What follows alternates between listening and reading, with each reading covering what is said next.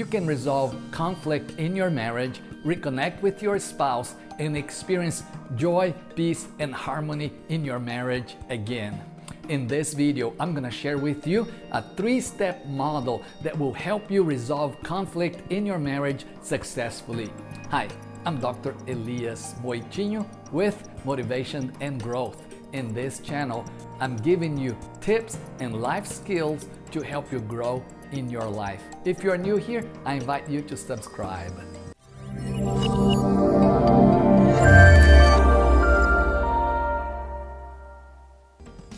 Step number 1 is self-control and emotion regulation.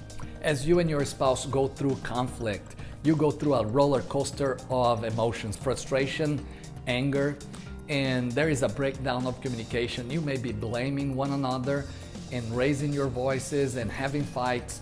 So this has to stop.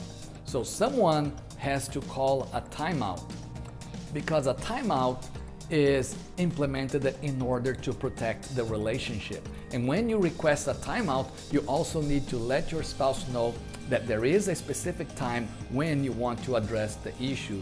So you may say something along the lines, honey, I'm so angry right now. I'm so frustrated that I don't want to hurt your feelings by saying things that may hurt you even more. So I request a timeout. And let's do this.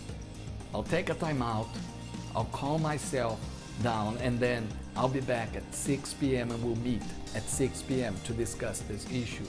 And when you take a timeout, you need to do some things. You may need to take a walk, you may need to do some breathing exercises to calm your body, but you need also to pray and need to change your negative and angry thoughts. And maybe you need to start focusing on what are the things that I already have in my marriage that are blessings.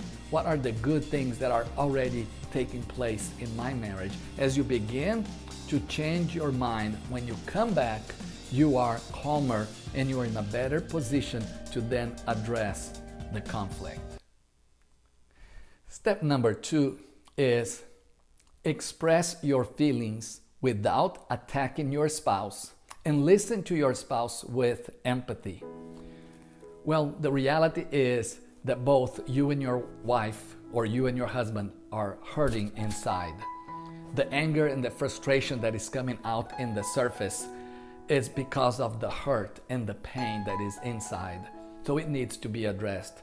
Before you get into a conflict resolution plan that is cognitive, the head, you need to address the emotions that you are feeling, the heart. How do you do that? Well, you express your feelings and you listen to your spouse. And then you allow your spouse to express his or her feelings and you listen to him or her. So how do you express yourself? Use I statements. And you may use this phrase here that I've learned a long time ago. I feel when you, because. And when you say I feel, you state the feeling that you are experiencing. And then when you say when you need to focus on your spouse's behavior, something your spouse did or does.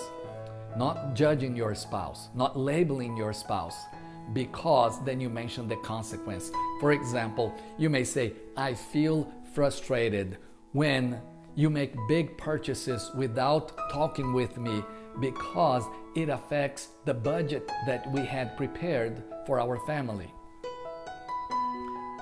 Now, it's important that then your spouse has a chance to share, and so you listen to your spouse with empathy. How do you do that?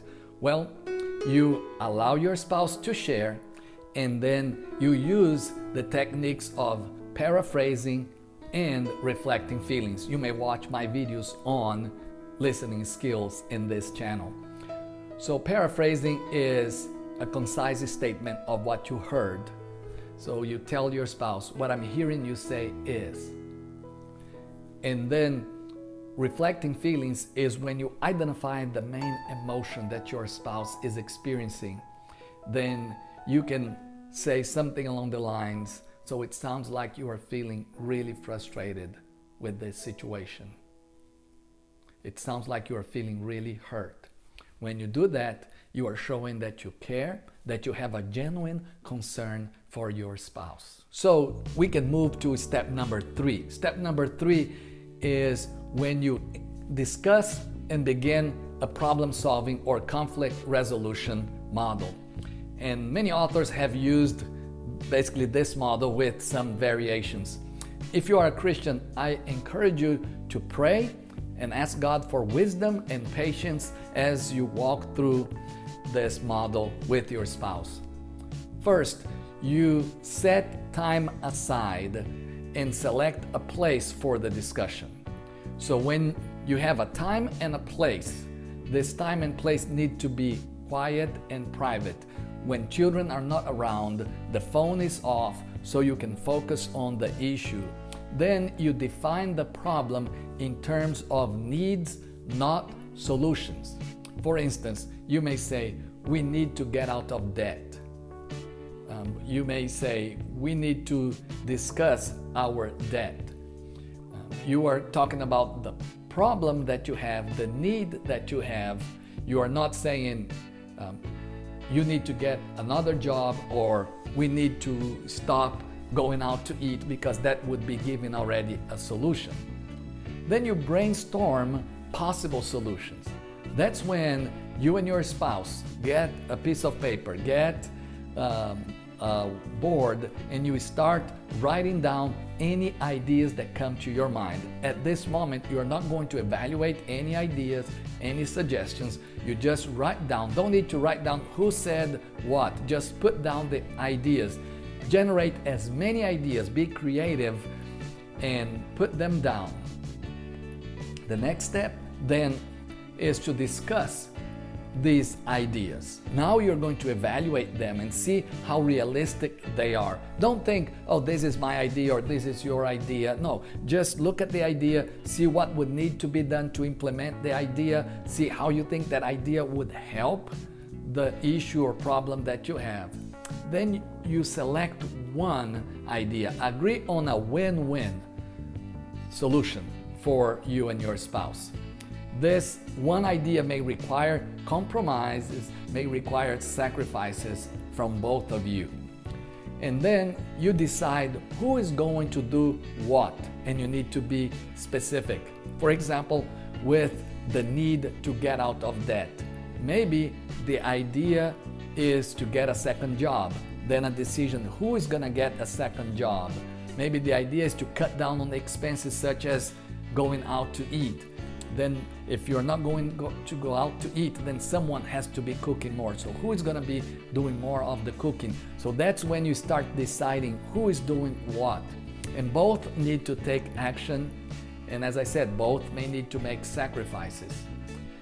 And next, you set a time for when you're going to get together and see how you are doing implementing these solutions or these ideas.